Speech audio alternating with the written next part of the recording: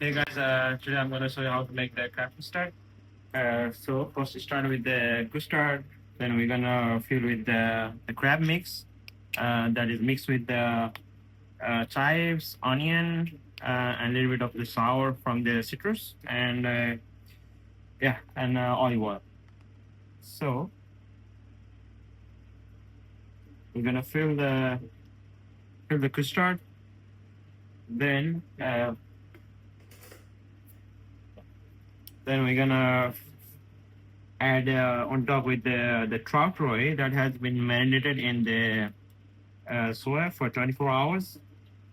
So I fill it like this, place it here, and same goes with the another one.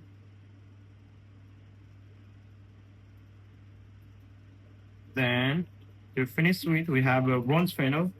We give a final toss with the bronze fennel on top.